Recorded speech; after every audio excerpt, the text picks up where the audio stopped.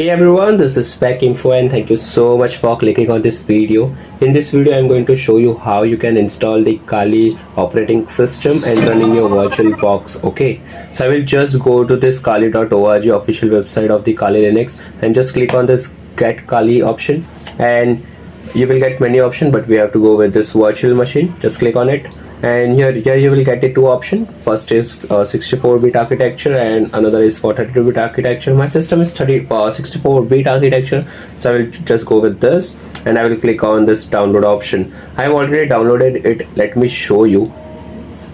In this folder I have downloaded it. So this is in the 7-zip format. You have to first extract it. To extract it, I have downloaded the 7-zip software. To open this software and download this, extract this zip folder. So after extracting, you will see the folder like this. Okay, so I will close this.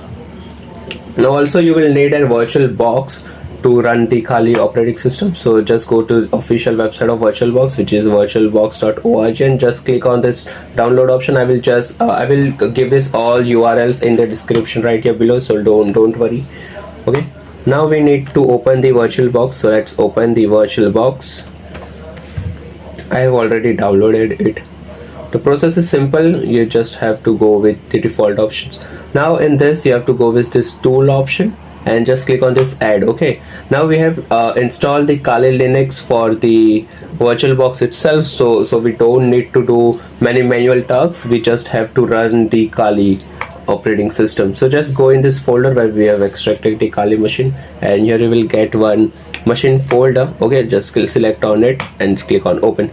Now this is what we get, the Kali Linux machine. You can directly run it, but before running we have to change some settings. Okay, so this is the general setting. You can see over here. You can also change it. Okay, in the system you can also, I need to increase the memory because I don't want to I don't want my system to lag when I run this operating system.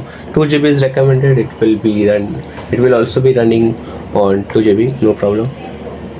On storage, here you don't have to do anything because we have already selected the iOS image file. In network, you can give bridge adapter or net, whatever you find. In bridge adapter, actually you will get the shared network from your system IP address, and in net you will get a different IP address.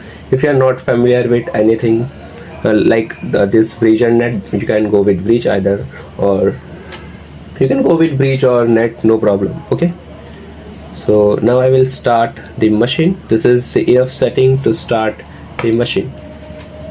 So I will just start. So you can see here it is powering PM.